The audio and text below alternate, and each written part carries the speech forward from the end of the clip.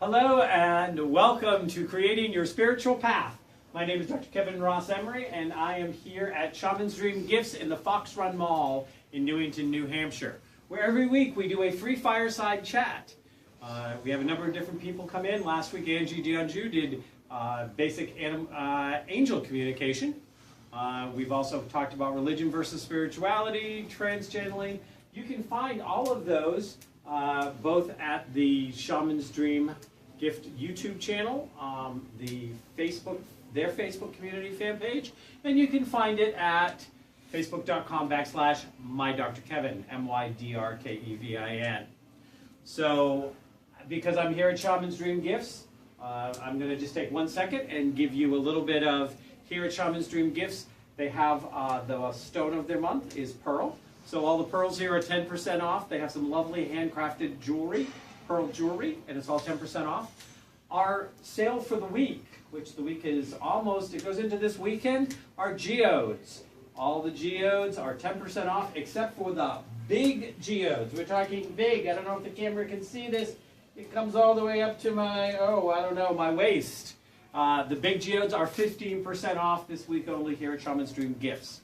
I am here every Wednesday and Thursday offering intuitive intervention sessions, and we now have readers on from Wednesday through Sunday every week, and we're just going to soon offer them on Mondays and Tuesdays as well. So we're going to talk a little bit about creating your spiritual path. And some of what I'm talking about, oh look, there's a copy of one of my books. Now how did that get there? Combing the Mirror and Other Steps in Your Spiritual Path. Why? Which one of you put that book over here? That was me. Look, I got several people in the audience that snuck my book right out. Combing the Mirror has been out since 1998. And it actually goes through how to recognize what are the steps in your spiritual path. So if you come into Shaman's Dream Gifts within the month of June, and you say that you watched this on Facebook or you watched this on YouTube, and you were told that Dr. Kevin himself said you could get 10% off on this book at Shaman's Dream Gifts only, then they'll give you 10% off on this book. So creating your spiritual path. You know, a lot of people feel like a spiritual path oftentimes is something that's handed to them. It's handed to them by the community, society, their parents, their ancestry. They're raised, kids get baptized in certain religions before they can even talk or walk or know what that religion is. They have no connection when they're 6 months old, 3 months old, 2 years old, to even being able to say, does this crap work for me? Is this what I think spirituality is? Or is it one of those things where it's kind of ingrained? Not too long ago, a close friend of mine died. She was lifelong Catholic. I, for some reason, had never been to a Catholic funeral before. I wasn't raised Catholic. I knew Catholics, but I never had any reason to go to church with them. And there was all sorts of high structure, formality. And I kept on thinking, okay, so why do I bend here? And why do I bend like, why do I stand like this? And when do I do this? And I was like, is this a funeral or is it an exercise class? Because I wasn't really sure. And there was all sorts of words being spoken, but very few of them had to do with my friend. They didn't talk a lot about her outside of her name that sounded like it could have just been dropped in a script about eternal life and all of these things. And now I knew this woman. I knew this woman for over 20 years. And she was a devoted Catholic with a very curious spiritual mind. Catholicism was something that was a cobblestone in her spiritual path. But it wasn't the only cobblestone. This woman was very curious. She read lots of different books, lots of different movies, watched lots of different movies. She worked for me, when I had a holistic healing practice. And she always found it very fascinating. And she would laugh sometimes and go, I don't know. I don't know about that. But it's an interesting idea. But you'd ask a few more questions. Our spiritual path in a lifetime should be as unique as our DNA. It should be something that we have crafted together. For most people, they confuse the religion that they have chosen to join and what their spiritual path is. They may find parts of their spiritual path in the church they go to, or they may not. They may not find that their church speaks to them spiritually, but it's something that they do out of habit, out of social pressure, out of expectations. But, you know, there's an interesting thing in it. I've seen the video a few times. I think I might have even posted it once. I'm sure it will come back up. But they did this fascinating experience where they took a Holy Bible and they wrapped it with a cover that made it look like it was the Quran. And they stopped people who all declared themselves Christians and read stuff out of the Bible, and the people got so upset and said how horrible that was, and they couldn't understand why anybody would be part of that religion, and then they took the cover off and they saw that it was the Holy Bible. It's like, whoa. How many, I mean, there are some very, very adamant, I'm going to even say inflexible religions out there. And I say inflexible as an observation, not a judgment. They're two different things. Because they themselves will say, yes, the earth was created in 7 days. 7 24-hour days. That's what happened. That's fine. There's not a lot of flexibility in those statements now, are there? So I'm not judging, I'm observing. This is what's been said. So, when you have those that are very biblically driven and inflexible, you have those that are biblically driven but are inflexible. And you have those that kind of look at the Bible, and I think that this is the wide majority, as a book that they're supposed to have. They have one in the house. It shows up at certain occasions. It's certainly not read daily. And if it was followed to the letter, well, we'd have a much smaller population. Because so many people would have killed so many other people for so many reasons that you can't even count them all. And it's right there in the good book. This is when murder is okay. This is when murder is okay. This is when murder is okay. This is when murder is okay. Where do I get it? So, and again, this is not a beating up Christianity talk. But what I'm saying is that there are a lot of religions out there. Judaism, Christianity, Muslim, Islam, I mean, they're all related. I mean, they're all kissing cousins, those three. But you also have Buddhism and Hinduism and Sikhism. You have paganism, Wiccan. You have a number of different pathways. And they may play into part of your spiritual path. But what may also play into your spiritual path is Shakespeare. Your good book may be Shakespeare. You may feel that you get touched every time you read a Midsummer's Dream, or Romeo and Juliet, or Hamlet, or Macbeth. It may touch you. It may speak to you. It may in some ways be quote-unquote your Bible. You may feel like you get life lessons out of it. You may feel like it teaches you things. It moves you. Then it's part of your spiritual path. Because your spiritual path, in of itself, has a lot to do with your spirit. The spirit of who you are. Who you're here to be. What did you come in to learn? How did you come in to evolve? What were the gifts you brought in this lifetime to send out to the world? How did you come in to impact the world? How did you come in to make the world a place that represents your presence in it? What are the legacies you will leave behind? What is the spirit that moves you to do things? There's the old Spirit Move Me song, I think by Barry Manilow, actually. A line came out of. But your spiritual path is all of those things that help you evolve your spirit, the things you are drawn to. That includes your artistic abilities, whether they be in writing or music or painting or designing or whatever. They will be the relationships and what you value in your relationships and what you value in yourself. Those are all the cobblestones. In Combing the Mirror and other steps in your spiritual path, I talk about how our spiritual paths are like a cobblestone paths. And maybe, like my friend, you have a big cobblestone that says Catholicism. And she always made it work for her, but she always wasn't, quote unquote, the best Catholic, and she laughed about it. She was okay with that. She had a dichotomy that worked for her. I remember being in my 20s and going to visit my grandmother. My grandmother was still, I had one grandmother that died that I've talked about before that died when I was 8. But my other grandmother was also a very spiritual and sometimes could be a somewhat religious woman, but a very spiritual woman, but a very curious woman.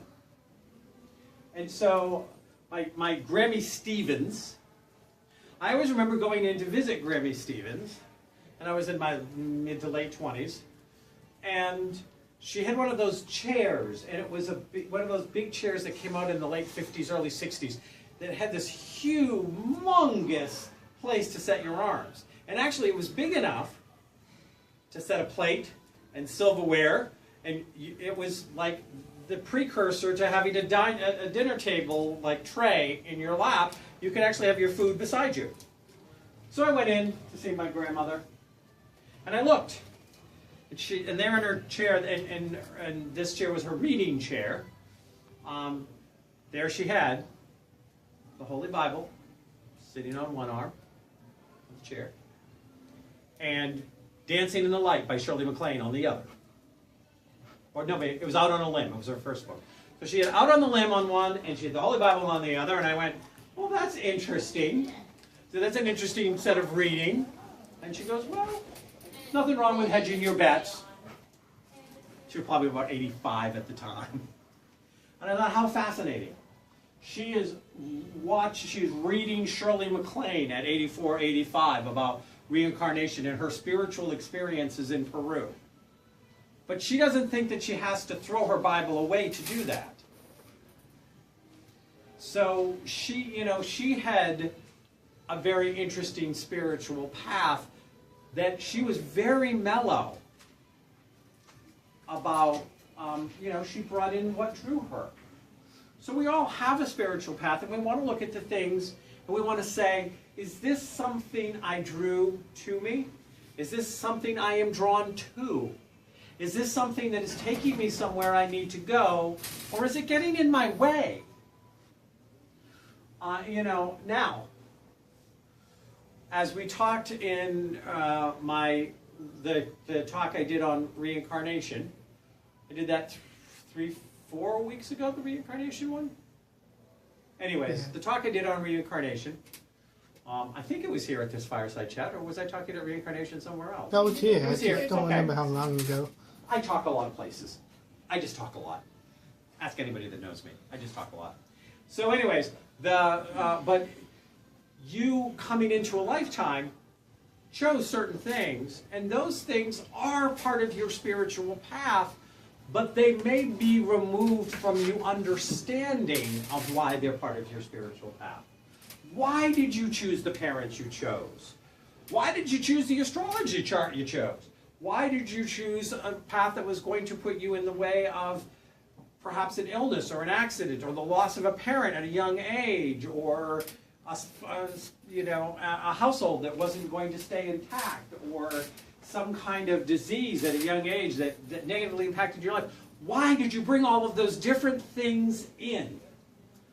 Because early on, your soul came in to have those experiences. You guaranteed it almost by the parents you chose to be born of.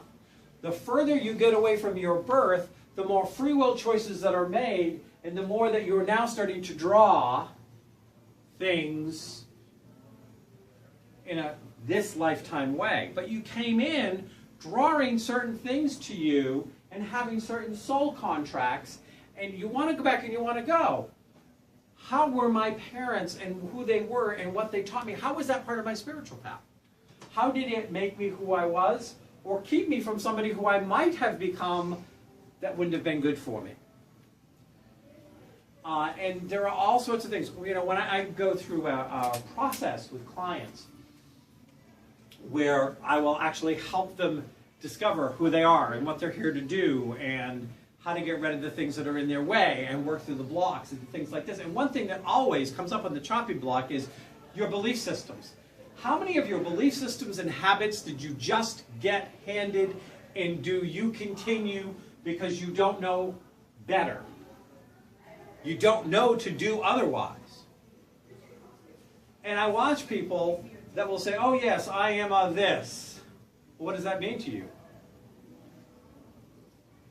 I go to church every Sunday, or that's the church I'll be married in, or I was, or I'll baptize my children in it. Well, tell me why. What's the difference between the Presbyterian and the Methodist? What's the difference between going to temple and going to high church? Going to a Catholic? What's the difference between the Catholic and the Episcopalian? Why did you feel like a pope was important?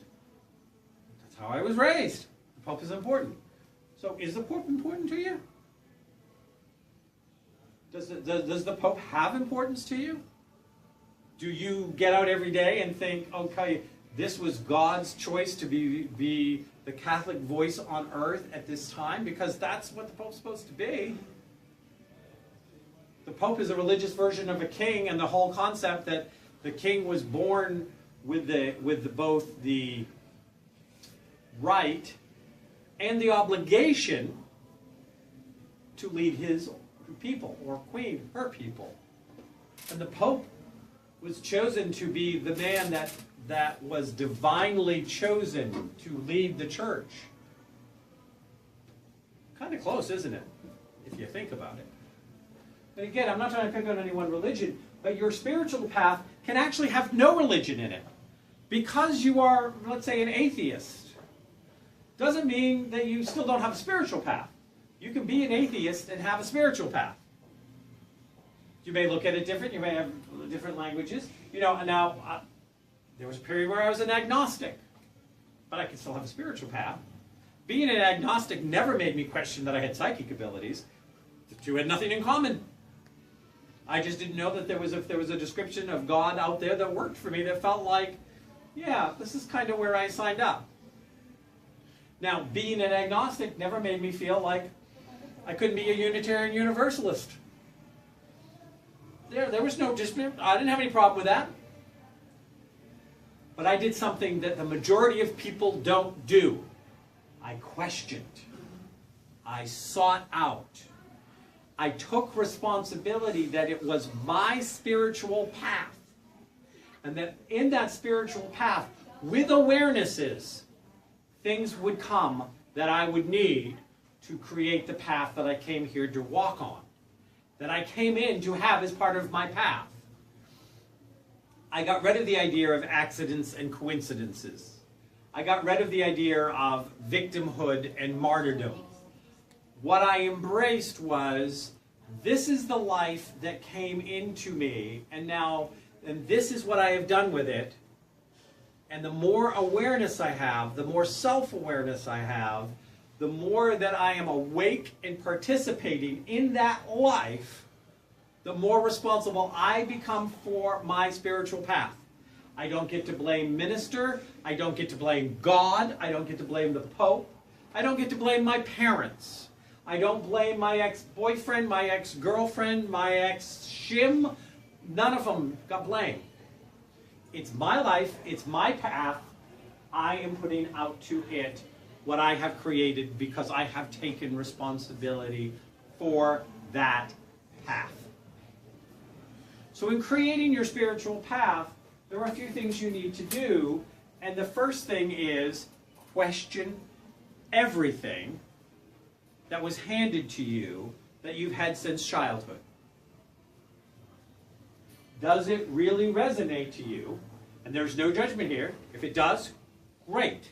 Does it resonate to you, the story of a virgin birth and a crucifixion and a rising from a cave and walking upon the earth again and a single solitary pathway to a heaven that other people won't be led into because they didn't bow the way you do?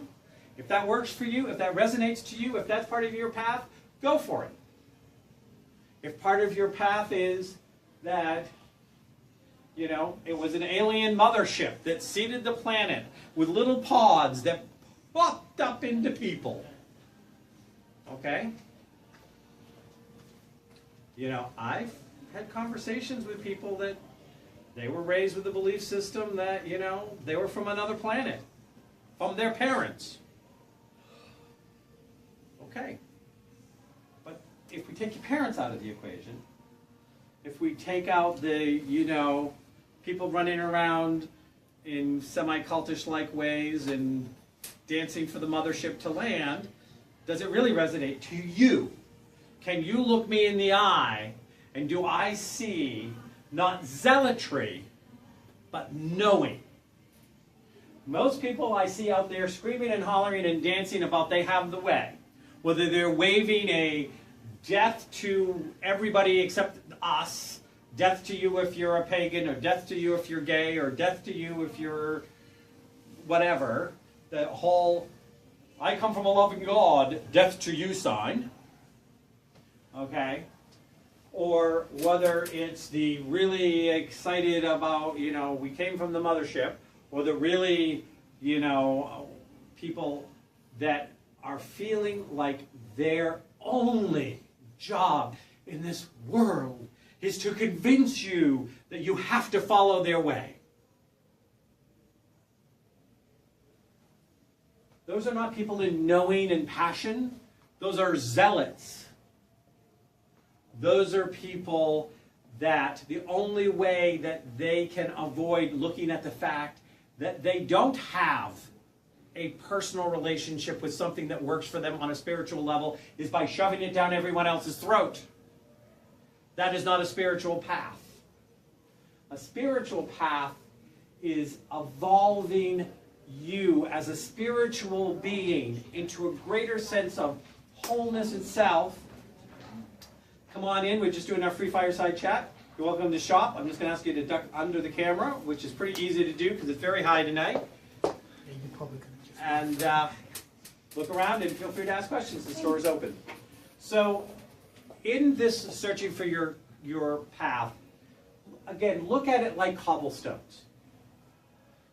Maybe one of the cobblestones are some of the teachings of Martin Luther. Maybe some of them are from Martin Luther King. Maybe there's some of it from Jesus and some of it from Buddha. They don't have to fight. God speaks through all things. God, Goddess, Allah, Buddha. Those of you that tune in regularly know that great pumpkin. I don't care what you call it. But that inner part of you that has that peace, that knowledge, that connection, that speaks to you. Do not be exclusive, be inclusive. God speaks through all things. And I always remind people, God can be speaking equally through the screech of an eagle flying in the sky as the brain of a jackass. It's still the voice of God. I love it when people will see some statement that was written by an evil person in history or somebody who's not of the right faith. And the words are so true that your heart vibrates when you hear them. And your knowing is that there is truth here and they don't like the truth and they get to discount it because this person said it. Stop. Stop. God speaks through all things. Maybe that person lived the life that you don't want to emulate. Maybe they made choices you don't agree. It still does not mean that that is not the voice of God giving you a message, helping you move forward, evolve, and create your own spiritual path. So I want to thank everybody coming to tonight's Fireside Chat. Again, this Fireside Chat was on creating your own spiritual path. We will have it on the Shaman's Dream YouTube, on the My Dr. Kevin, MYDRKEVIN, on my Facebook fan page. Come on in, visit the page, like me, facebook.com/MyDrKevin. I am here, come on in. We're just wrapping up our Fireside Chat. You're welcome to come on in and shop. I am here on Wednesdays and Thursdays offering intuitive intervention sessions. And so come on in and stop. Again, Wednesday through Sunday, we do have people doing intuitive readings. If you'd like to contact me, you may do so, Dr. Kevin, DRKEVIN, at MyDrKevin, MYDRKEVIN. Shaman's Dream Gifts, again, is located at the Bugs Run Mall in Newington, New Hampshire. And you can come visit the store. You can come visit the website, shamansdreamgifts.com. You can come in or you can call 603-379-6555. That's 603-379-6555. And besides coming in and having sessions, you also can get phone sessions now from our group of intuitives. So you can call in on when one of our intuitives are working and get a session over the phone if you'd like as well. So next week, we are going to be talking about developing your psychic. Here is my DVD on Are You Psychic? I've been teaching psychic development classes for over 20 years. I've taught them all over the world. I have people now that are working as professional psychics because they took my class.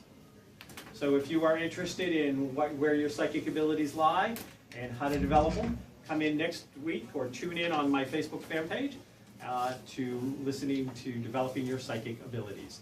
Thank you and namaste.